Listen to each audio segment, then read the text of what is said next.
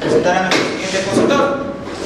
Él ha sido ex viceministro de Comercio Exterior del Perú, socio principal del estudio Checopar Abogados, uno de los estudios más prestigiosos que hay en el país. Es experto en propiedad intelectual y comercio exterior, tuvo a su cargo la negociación de propiedad intelectual en el TLC del Perú con Estados Unidos.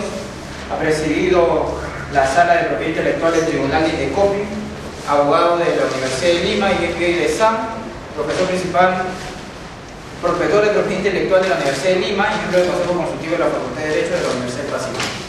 Realmente es una personalidad. Le agradezco bastante a Catherine Escobedo, que también nos acompaña el día de hoy, apoyándonos en esta, digamos, muy loable labor de tratar de difundir el tema de la propiedad intelectual, de la innovación, de la ciencia y tecnología y de que ustedes hagan lo que les gusta.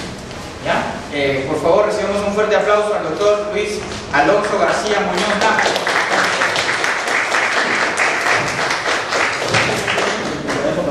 Muchas gracias. Creo que el fútbol es más fuerte que la propiedad intelectual, así que vamos a tratar de avanzar en lo que nos toca y un poco tratar de interrelacionarlo con lo que ayer han podido mirar respecto a lo que es propiedad intelectual.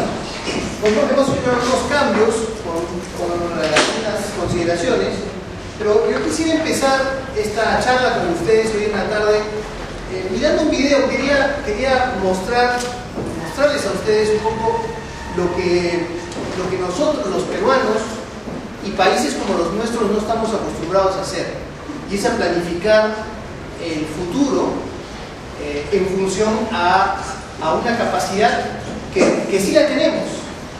Y la respuesta es: tenemos una capacidad muy grande, que es la creatividad. Sin embargo, no somos disciplinados y no somos capaces de planificar nuestro futuro. Entonces, ¿cómo en otros lugares han crecido y han evolucionado y han generado una brecha de modernidad tan grande simplemente siendo disciplinados, planificando el futuro en función a la creatividad? Y este es un video que lo conseguí en YouTube, que de alguna forma refleja un poco lo que quería conversar con ustedes hoy en la tarde. Son 5 minutos de video. Les pediría por favor que lo podamos mirar.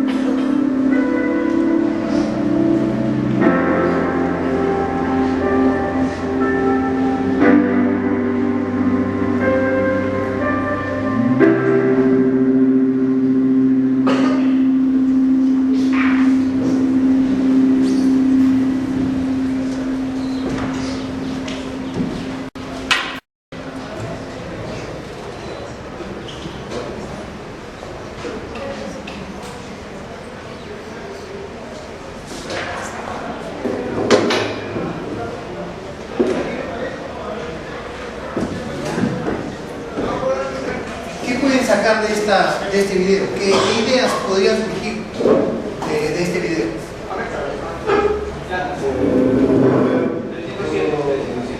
A veces me confunde, ¿eso existe? Me pregunto, no sé si todo lo que ya se ha realizado. O sea, tu pregunta es, ¿eso existe? ¿Es real? ¿Qué te pasa por tu mente, por tu corazón, por tus manos? ¿Cómo lo tocas esto? ¿Cómo lo explicas? La visión personal, o sea, qué tan fácil va a ser la vida, pero a lo mejor la más fácil es que parece como para tener Un concepto importante, facilidad, ¿no? No sé si han dado cuenta que cómo se muestra una visión de muy cercana. Esta es una visión de Microsoft al año 2020. Es decir, en solamente 9 años más se supone que así deberíamos trabajar. O 8 años más, así deberíamos trabajar. No sé, ¿qué opinan? En este video se puede hacer a dónde quiere llegar, o sea, la visión de Microsoft, si uno desea llegar a la tecnología. No solamente va a funcionar bien, sino con la productividad. Ellos podrían hacer cosas mucho más rápido. Antes no era como una clave de una persona. Ahora necesitamos una clave de otra casa. Claro, pero ahí, de alguna forma, hay una serie de elementos que están presentes y que creo que sería interesante que los podamos identificar, porque hay un concepto importante que es un concepto de facilidad, un concepto de negocios. Pero más allá de negocios hay un tema de facilidad, sigue habiendo el tema de facilidad. No sé, usted, ¿cómo ve el video? Un concepto avanzado que da la tecnología, ¿no? Y se ve tan real, ¿no es cierto? Y probablemente sea así, es decir, yo creo que este tema ya está organizado de esa forma. Entonces, hay una serie de elementos detrás de este video que quería mostrar, y era básicamente este concepto de planificar el futuro de una sociedad, de un país, de una organización, en función a elementos presentes en toda organización, en todo país, que tiene que ver con la creatividad, que tiene que ver con la innovación. Son conceptos que hoy día cada vez más están más presentes en nuestro imaginario y en la actividad propia de cada uno de ustedes. Básicamente, ¿por qué? Porque estos componentes forman parte de la herramienta para poder lograr establecer ciertos parámetros y que nos permiten de alguna forma buscar vivir mejor. Ese es un poco el parámetro de esta presentación. Si ustedes ven el video, o sea, todo es felicidad. Todo es felicidad, todos viven, solamente uno resuelve su vida en función de abrir y cerrar pantallitas, ¿no? ¿Se han dado cuenta? Pues es un tema complicado, ¿no? Es un video que cuando lo vi realmente me pareció que de alguna forma reflejaba algunos elementos que buscamos en esta presentación. Queda claro que estamos viviendo en una era de cambios importantes. Probablemente todos ustedes sean estudiantes de ingeniería, ¿no es cierto? O hay algún estudiante de derecho, arquitectura, ingeniería, ¿perdón? Y contabilidad. ¿Hay alguna carrera adicional? ¿Hay futbolistas por acá? Música. ¿Qué está sucediendo en este mundo? Se están dando cambios muy radicales y muy rápidos. Esa es un poco la idea de este mensaje. En el siglo XXI no experimentaremos 100 años de desarrollo al ritmo del siglo XX, sino aproximadamente el equivalente de 2000 años de cambios y avances en los más diversos temas que ustedes se puedan imaginar. Esa es la realidad. Este video lo que plantea es: hay que planificarse en función a la innovación y a la creatividad, porque vivimos en un contexto muy particular. Este contexto que muchas veces hemos escuchado de la globalización pasa no necesariamente por aspectos de orden comercial o de orden financiero. La globalización tiene otra connotación mucho más amplia. Y pasa, por ejemplo, por un tema de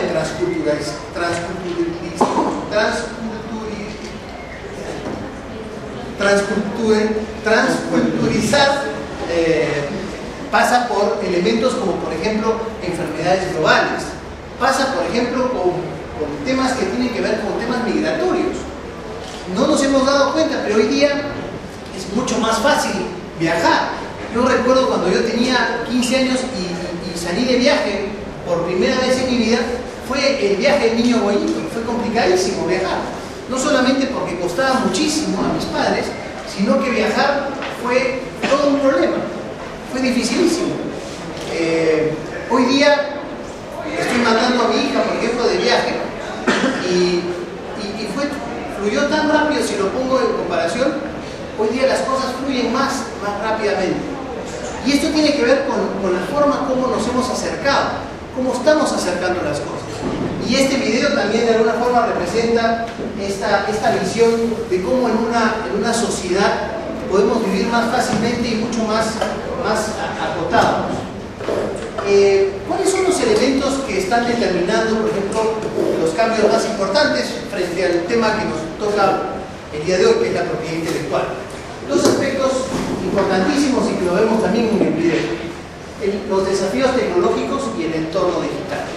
Son dos los instrumentos o los componentes de esta economía globalizada que están determinando estos cambios tan profundos, y que si no estamos tocándolos, realmente nos estamos agotando como sociedad, o no estamos sabiendo colgarnos adecuadamente del coche de la modernidad.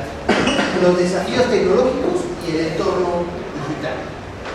Para eso creo que es importante que podamos entender cuál es esta economía digital en la que estamos insertados y sobre la cual estamos desenvolviendo. Estos señores que abren y cierran ventanitas están trabajando, están generando riqueza, están viviendo en una sociedad próspera, supuestamente. Ese es un poco el mensaje que hay detrás. Con esto no estoy diciéndole que esta es la sociedad ideal sobre la cual queremos vivir y aspiramos a vivir. Lo que estoy tratando de decirles es que el mundo, hoy día hay que pensarlo de una forma determinada, y este mundo que se desarrolla tiene una connotación y una característica particular. Tiene una economía digital.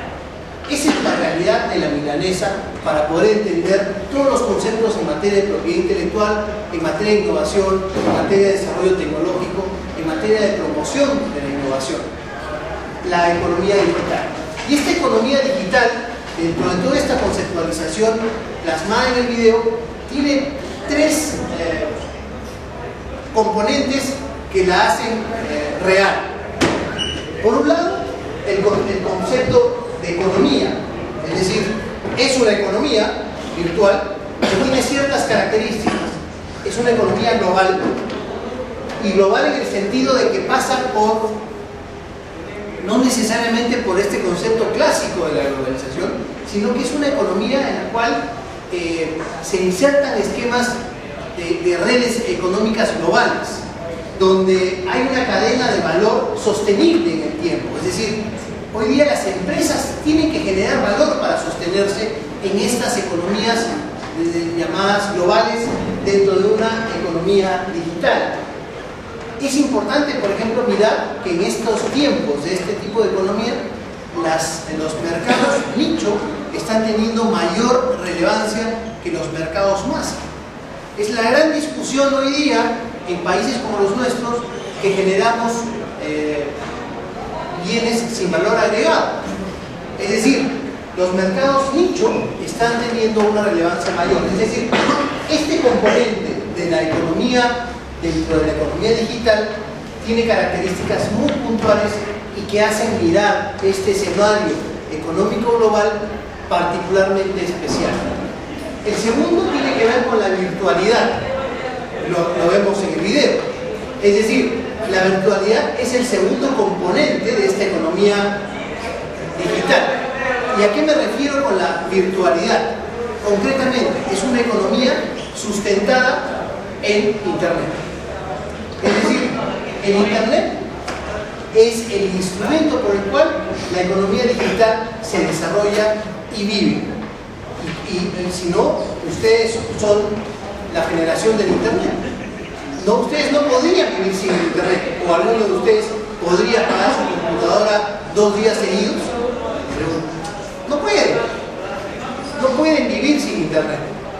Es una economía virtual, basada en Internet, donde las empresas tienen la característica de estar en tiempo real, donde el elemento creatividad es una capacidad presente dentro del desarrollo de este componente de virtualidad, donde los productos y los servicios están digitalizados. Si ustedes vieron bien el video, no ha habido ni un solo papel en los escritorios. Ya no hay papeles, no hay nada tangible. Todos son imágenes. Todo es imagen. Y al final, si ven este lindo campo verde, ¿qué cosa es? Es el techo de un edificio. Que al final de cuentas también tiene que ver con algo virtual. Es decir, es un campo virtual. Pero en todo caso, es el segundo componente de esta economía. Y el tercer componente tiene que ver con el conocimiento. Para el interés de nuestro curso, esta tercera patita de la economía digital es tal vez el más relevante para poder entender cómo aprovechar o cómo utilizar un sistema como el de propiedad intelectual. Este tercer componente de la economía digital, que es el del conocimiento, tiene que ver con la capacidad que tenemos como sociedad, como individuos, como estados, como empresas, como organizaciones, de poder administrar el conocimiento. Ese es el éxito de una economía digital, administrar el conocimiento. Por lo tanto, conceptos como capital intelectual, como ideas, como información, constituyen elementos que le van a dar a ese individuo o a esa empresa o a ese país una ventaja competitiva. Ese es el gran tema hoy día, la ventaja competitiva. En esta economía digital, si nosotros no estamos insertados y no estamos planificando nuestras actividades en función a estos componentes, pues no vamos a lograr absolutamente nada, porque no vamos a tener ventajas competitivas. Es decir, terceros van a tener mayor influencia y mayor desarrollo, y nosotros tendremos que depender de esta capacidad de poder abrir y cerrar ventanillas. En esta economía digital, donde el conocimiento es el elemento más importante, la creatividad es finalmente el elemento o fuente de valor de las actividades que día a día se hacen. Y por lo tanto, la innovación es el factor de subsistencia de los individuos, de las personas, de las empresas, de los estados y de los países. Si tuviésemos que resumir el video, lo vamos a poder mirar de otra forma aquí. Es decir, el conocimiento es hoy día una ventaja competitiva, y la administración y capitalización de ese conocimiento es el elemento fundamental. ¿Cómo administro o cómo capitalizo el conocimiento? A través de la propiedad intelectual. Ese es uno de los instrumentos para poder lograr. En conclusión, hemos pasado de una economía tangible a una economía donde el predominio es inmaterial y donde las ideas, las creaciones, la selección y presentación de información, los servicios informáticos especializados, los productos biotecnológicos y en general cobran mayor relevancia hoy en día. Y por eso es la importancia probablemente que este facultad y no en la facultad de Derecho. Además, lo paradójico es que este curso lo dicte un abogado y no un ingeniero. Probablemente en otro país este curso lo dicte un ingeniero y no un abogado.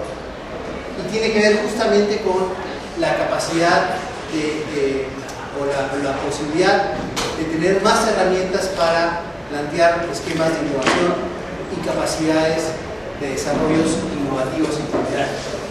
Lo cierto es que la única cosa que le da a una organización ventajas competitivas duraderas es lo que sabe, cómo lo utiliza y la capacidad de aprender nuevas cosas, pero rápidamente.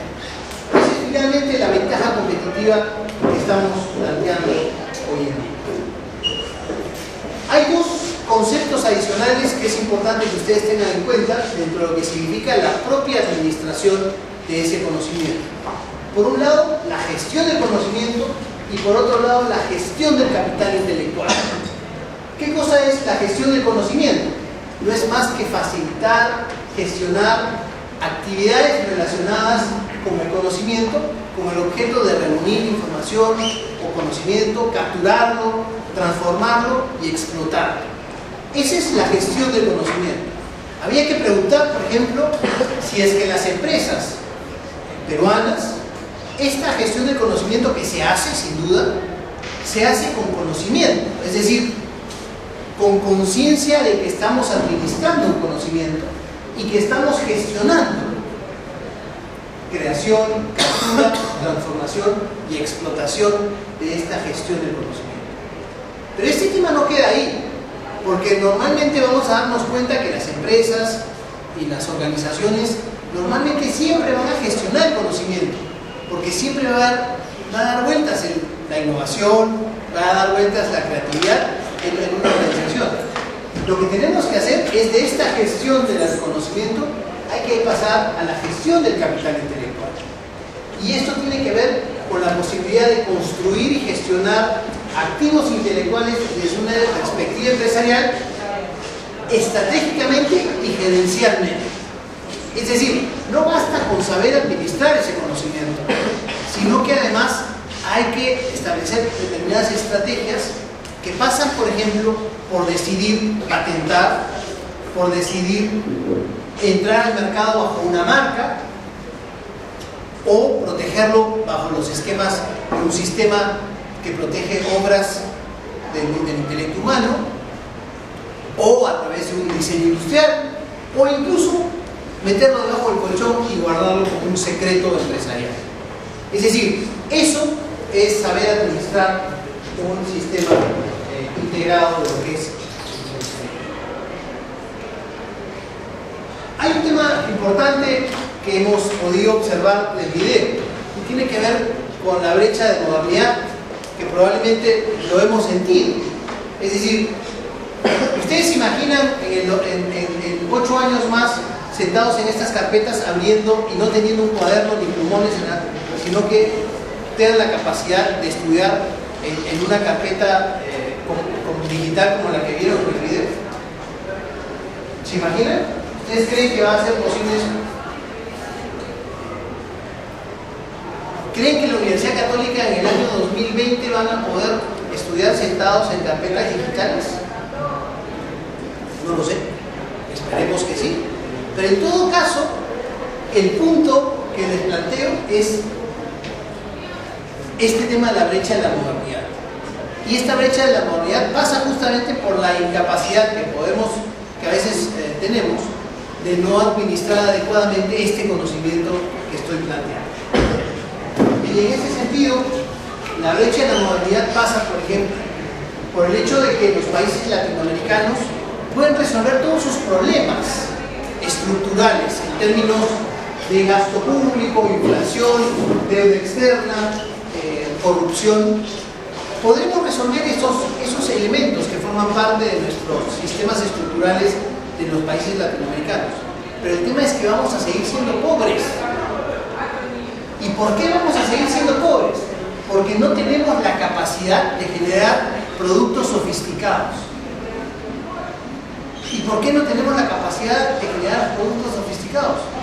Porque en las universidades, porque en el gobierno y en el Estado en general, y porque en las empresas no estamos pensando y planificando el mundo en función de poder reducir esta brecha de modernidad y en poder ser capaces de administrar ese conocimiento, canalizarlo y lograr capitalizar ese elemento que estamos viendo a lo largo del tiempo. Es decir, acá hay un problema serio y tiene que ver con la posibilidad de poner en las agendas de todos ustedes el ir a generar o tener la posibilidad de generar bienes sofisticados. Y ahí viene justamente la pregunta que yo les hacía: ¿cuántos abogados están sentados acá? ¿O cuántos contadores? Si hay una contadora, si creo que se fue la contadora, se retiró la contadora. Yo les preguntaría: ¿una contadora o un abogado puede generar bienes sofisticados? ¿O puede planificar el desarrollo de un país en función a productos sofisticados? Ese es un tema importante. ¿Y por qué lo digo? Porque una de las principales carreras que bota más profesionales al mercado es la de los abogados en el Perú. ¿Los abogados están en capacidad de desarrollar productos sofisticados? Los ingenieros o la ingeniería en general es una de las carreras del futuro. Y es una carrera del futuro en función a los temas que estamos viendo.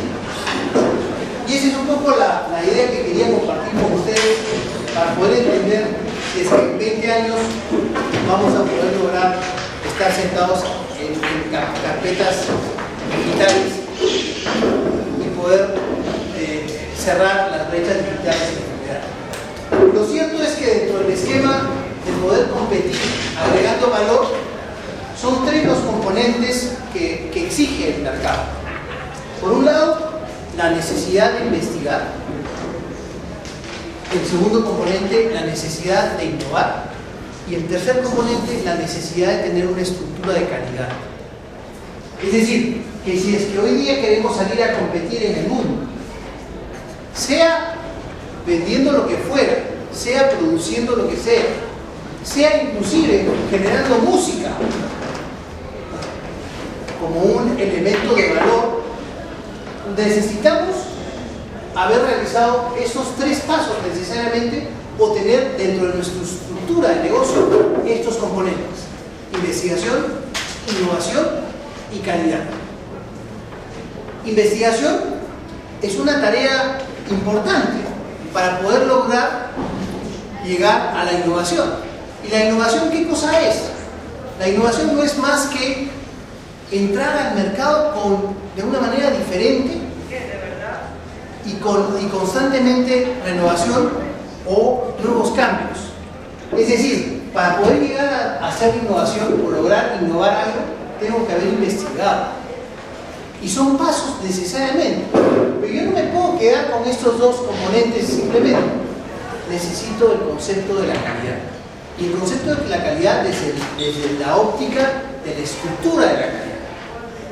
Es decir, en Perú, las universidades peruanas y el profesional peruano, si quiere competir en el mundo, requiere estos tres componentes dentro de su estructura mental y organizativa: investigación, innovación y calidad.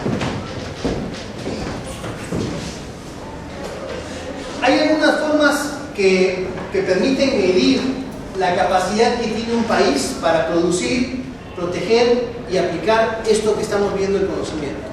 Una de las formas es midiendo el número de patentes que se le concede a cada uno de los nacionales de cada uno de los países. Y ahí vamos a poder darnos cuenta de cuáles son los países donde los inventores, es decir, donde los inventores o los innovadores están muy activos. Obviamente dentro de la estructura el Perú no aparece. Y no aparece porque en el Perú hay muy poca investigación y por lo tanto hay muy poco patentamiento. Yo le preguntaría, por ejemplo, a los alumnos de la Universidad Católica si saben cuántas patentes tiene la Universidad Católica, presentadas o concedidas. ¿Alguno de ustedes sabe? Ayer se mostró. ¿Perdón? Ayer se mostró. ¿Cuántas patentes tiene? 14 concedidas o presentadas. Que les ha concedido. Y de estas 14 patentes. Pero en los últimos 10 años. Y de estas 14 patentes, ¿cuántas de estas patentes son utilizadas por empresas.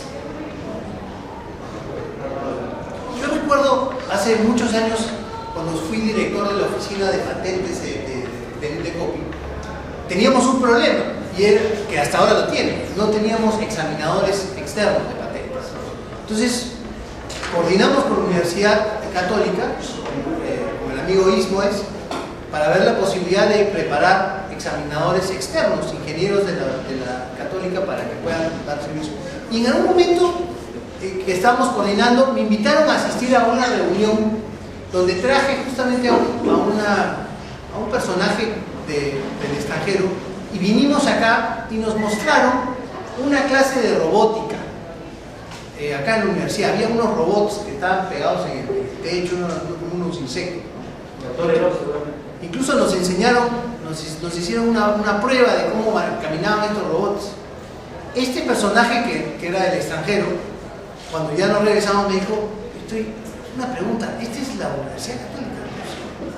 ¿Por qué le digo? No, lo que pasa es que estos trabajos se hacen en los colegios, no en la universidad. ¿No? Entonces, hay un tema importante que algo está sucediendo, ¿no? Algo está sucediendo. Una universidad, la universidad más importante del país, donde ¿cuántas patentes? 14 patentes, de las cuales ¿cuántas son aplicadas concretamente? ¿Cuánto recibe la Universidad Católica por sus 14 patentes? Es nada, más bien tiene que pagarle el Indecopy para mantener la anualidad de las patentes, y si es que no la paga, las pierde. Entonces, ¿en qué estamos? Estamos en nada. Estamos en que en un periodo de 2002 al 2009, ¿cuántas patentes han sido presentadas? Entonces, ahí hay un problema. O sea, ahí hay un tema que tenemos que comenzar a ver qué está pasando. Y uno de los temas que está pasando es que no se está invirtiendo en investigación y desarrollo. Las universidades no están mirando a las empresas, y las empresas no están mirando a las universidades. Y el Estado está paralizado en lo que se refiere a investigación y desarrollo, con temas fundamental para desarrollar un país. Y por lo tanto, propiedad intelectual, ¿qué cosa es? Termina siendo un simple tema de piratería. Si ustedes, cuando tomaron el curso, les dijeron: vamos a estudiar propiedad intelectual, inmediatamente ¿en qué piensan? En piratería. Porque la propiedad intelectual está, lamentablemente, solamente se ve desde este ámbito, o se ve desde el ámbito estrictamente de la marquita. Pero la propiedad intelectual pasa por otros elementos adicionales, pasa por poder insertar estos conceptos de conocimiento y administración y planificación de la innovación a través de una capitalización del sistema. Y ahora vamos a entender para qué sirve la propiedad intelectual. En todo caso, este tema de investigación y desarrollo es importante. Una de las cosas que a veces no nos damos cuenta, el año pasado tuve la oportunidad de estar en Boston, y en la mañana me fui a caminar en Boston, en Estados Unidos, y siempre me habían contado que las empresas se constituían físicamente alrededor de las universidades. Siempre. Yo eso lo tenía ahí grabado en mi cabeza. Hasta que en esta visita que tuve la oportunidad de hacer a Boston, y que me fui a caminar una mañana haciendo ejercicio, me di con la sorpresa que era realidad. Uno pasa por el MIT en Estados Unidos y se encuentra con que las empresas farmacéuticas, empresas de alimentos, están instaladas dentro de las propias universidades o al lado de las universidades. Había que preguntar cuántas empresas peruanas están instaladas físicamente alrededor de la Facultad de Ciencias y de Investigación de la Católica. Salvo la bodeguita de abajo, ninguna. Hay cantinas y billares.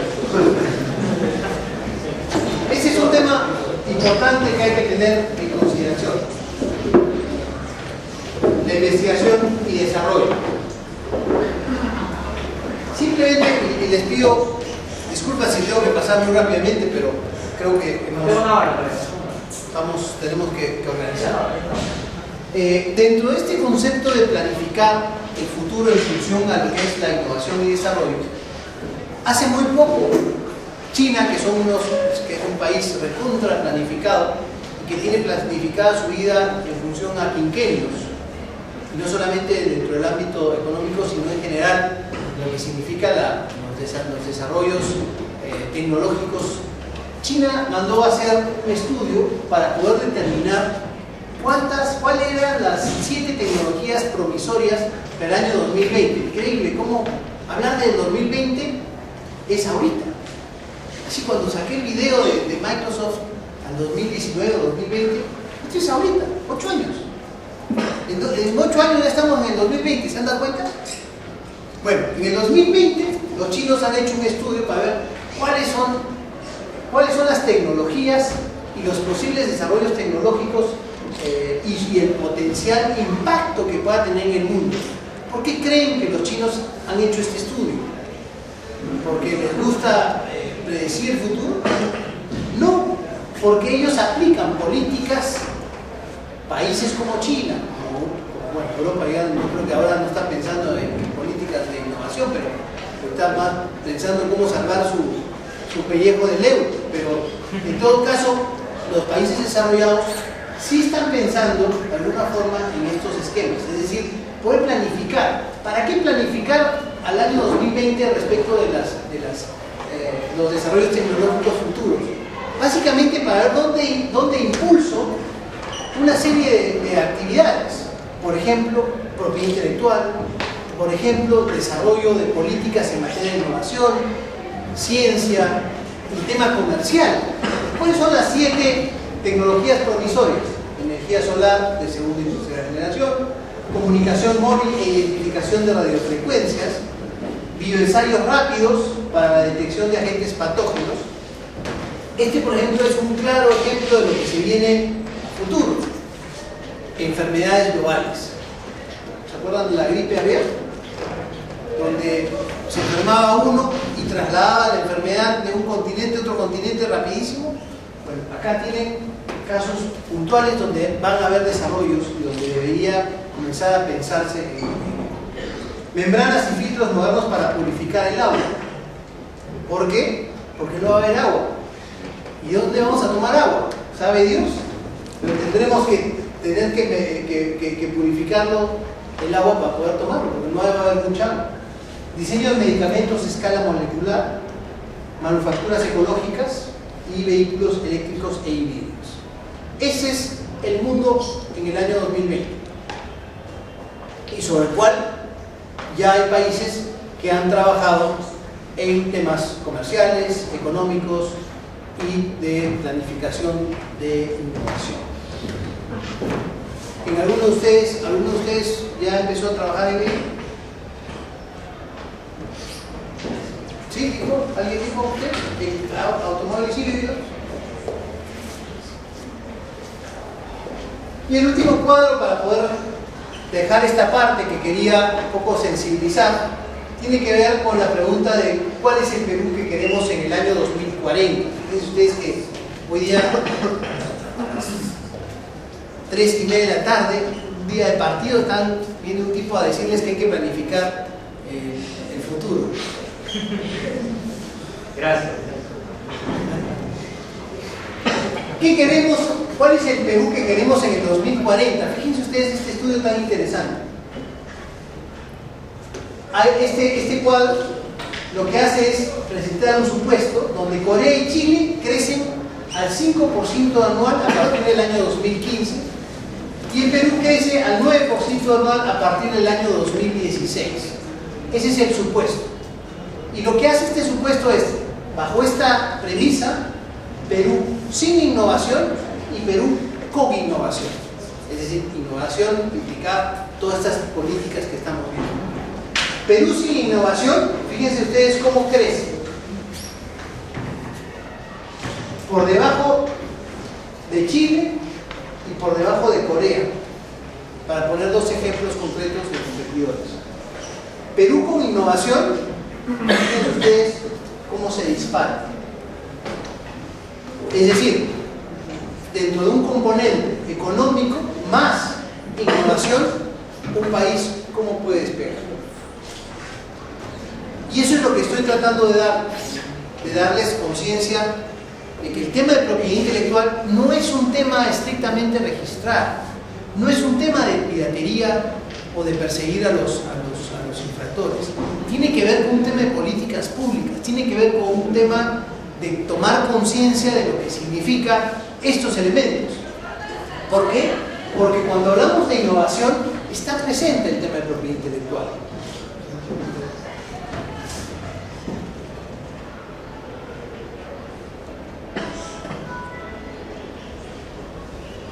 Yo no sé qué cosas han aprendido el día de ayer, y probablemente si es que yo le pregunto al señor que nos va a decir qué cosa es propiedad intelectual, vamos a estar felices. Fuerte, para que todos nos... Es un beneficio que crea o innova algo para satisfacer una necesidad. Entonces, eso lo registra y para que lo utilice otra persona tiene que pagar una cierta cantidad de dinero, ¿no? O recibe una cierta cantidad de dinero. ¿Está tranquilo con el concepto que ha dado el compañero?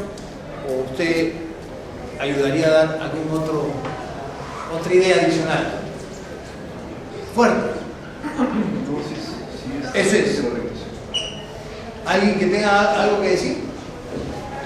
¿Algo adicional que quiera agregar por este lado de acá? ¿Qué cosa es propiedad intelectual?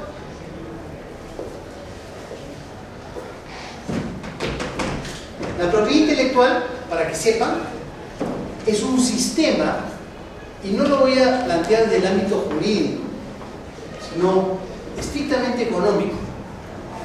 La propiedad intelectual es un sistema que lo que busca es proporcionarle a aquel que inventa, a aquel que crea, a aquel que innova, la posibilidad de apropiarse de esa innovación, de esa invención, de esa obra que puede haber creado producto de su intelecto o de su creatividad, para que en forma exclusiva, durante un tiempo determinado, pueda explotarlo en forma exclusiva, es decir, él y nadie más que él pueda utilizarlo. Pero hablo de apropiación porque es la posibilidad de que una creación determinada, es decir, yo creo algo y esta creación, producto de mi esfuerzo, merece un reconocimiento. Este reconocimiento pasa por la posibilidad de yo apropiarme de esa idea, de esa innovación, de esa creación. Y esta apropiación, lo que me da el Estado es permitirme apropiarme de ese componente inmaterial para poder beneficiarme durante un tiempo determinado. Y en algunos casos, cuando hay dinero de por medio, lo que significa innovación, por ejemplo en el campo farmacéutico, la posibilidad de recuperar las inversiones realizadas. Y si es que no invertí nada, es el reconocimiento al esfuerzo. Eso es de alguna forma el esquema por el cual propiedad intelectual es el sistema de apropiabilidad y protección de creaciones e innovaciones. Eso es la propiedad intelectual. ¿Y cómo se materializa? Se materializa a través de distintos elementos, sea a través del sistema de las patentes de invención, los modelos de utilidad, los diseños industriales como sistema, sea a través del sistema de los derechos de autor y derechos conexos, o sea a través del sistema de las marcas y otros signos distintivos, o sea a través de lo que se llama el secreto empresarial, que esa es otra de las modalidades que está vinculado al ámbito de la competencia desleal, pero que también tiene un acercamiento a la propiedad intelectual. Es decir, en algunos casos yo puedo haber inventado algo, pero no lo quiero patentar. ¿Por qué no lo quiero patentar? Porque la invención patentada exige divulgación. Entonces, si yo no quiero divulgar el proceso tecnológico de ese invento, me lo guardo debajo del colchón y me acojo al sistema del secreto empresarial. No toda invención tiene que ser patentada. ¿De acuerdo? Ese es el sistema de la propiedad intelectual. Es decir, este sistema viene a darle a la posibilidad al innovador o al creador la posibilidad de apropiarse de esa innovación y de esa creación. Eso es la propiedad intelectual. ¿Y qué significa apropiarse? Apropiarse tiene dos connotaciones. La apropiación tiene dos connotaciones. Una connotación positiva y una connotación negativa. La positiva tiene que ver con la explotación de esa creación o esa innovación por mi parte, directamente o a través de terceros. Yo puedo transferir, ceder, regalar, vender mi invento, mi creación. Ese es el ejercicio positivo. Y el ejercicio negativo pasa por la posibilidad de excluir a terceros de la explotación sin mi autorización. Es decir, este componente negativo me permite a mí que yo pueda excluir a terceros en la explotación, impedir que terceros usen mi invento sin mi autorización. Ese es el componente propiedad intelectual, así de sencillo. Pero obviamente, sí, por favor. Mencionó la palabra tiempo determinado. Sí. ¿Eso puede...? Sí, claro que sí, le agradezco su pregunta.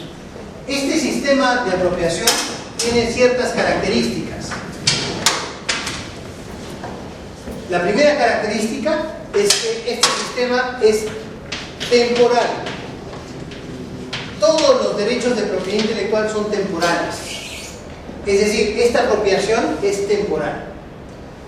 Yo soy un inventor, invento algo y voy al Estado y le digo: señor Estado, quiero apropiarme de esta invención. Muy bien, acá tiene su título, acá tiene su patente. Esa patente tiene una duración, 20 años. Sí, señor, pero después de esos 20 años, ¿qué? ¿Cualquier persona puede usar mi invento? Sí. ¿Por qué? Porque los derechos y este sistema es temporal. Todos los derechos de propiedad intelectual, todos son temporales. Oiga, señor, pero las marcas pueden durar años de años. Sí, porque el sistema le ha permitido la posibilidad de renovar ese derecho de 10 años. De 10 años en 10 años y en 10 años. No significa que no sea atemporal. Sí es temporal. Los derechos de propiedad intelectual en todas sus formas son temporales.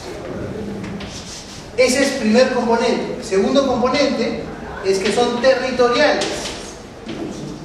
Hay una territorialidad. ¿Qué significa la territorialidad? Significa que si es que yo tengo un invento y lo protejo en el Perú, este sistema de apropiación positivo y negativo lo voy a poder ejercitar únicamente en el Perú. Oiga, pero yo tengo mi marca registrada en el Perú y ahora voy a vender productos a Chile. El hecho que le tenga mi marca en el Perú me permite entrar al mercado chileno sin ningún problema e impedir que terceros usen mi marca sin mi autorización. No. Por el principio de territorialidad, tengo necesariamente que buscar esta apropiación en cada uno de los territorios a los cuales yo quiero ingresar a explotar mi invento, mi patente, mi diseño, lo que fuera. Ayer creo que hablaron del PCT, ¿no? ¿O no hablaron del PCT? ¿Se acuerdan del PCT? Que es un tratado internacional. Le damos el fuerte. Bueno, en todo caso, ahora lo podemos mirar.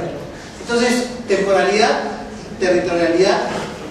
¿Qué otra característica creen que ustedes que tiene el sistema de la propiedad intelectual?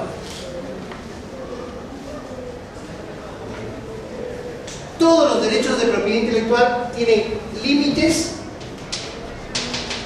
y excepciones. ¿Alguno de ustedes se imagina alguna limitación o excepción a un derecho de propiedad intelectual? Sí, por ejemplo, cuando alguien quería registrar un nombre que vaya contra la sociedad o que son venenos, por ejemplo, no lo podría hacer. Más o menos. más o menos. Pero por ejemplo, sí, por favor. En caso de los medicamentos que están tipo patente, tienen que pasar un solo tiempo a unos estudios para que puedan salir al mercado. O sea, la patente dura 20 años, pero sí, el tiempo en que se ejerce la patente será 8 años, porque 12 años son estudios, viendo el medicamento, evaluando la diferencia de los que hay en poblaciones que hay. Son un tipo de limitación que hay. La limitación que vemos en realidad pasa por otro lado. Estas son reglamentaciones y disposiciones que pasan por otro lado, no necesariamente por la limitación y excepción. Por ejemplo, una limitación al derecho de autor, por ejemplo, tiene que ver con el derecho de cita. Cuando ustedes hacen un trabajo para la universidad y citan a un autor, ¿qué es lo que están haciendo? Están tomando su texto y lo están poniendo en otro texto. ¿Eso podría ser considerado plagio o no? ¿Sí o no? ¿Y por qué no es plagio? Porque el derecho de cita es un derecho, es una posibilidad de limitarle el derecho al autor. Es decir, el autor no puede ejercitar su posibilidad de excluir, de impedir que terceros usen su obra sin su autorización.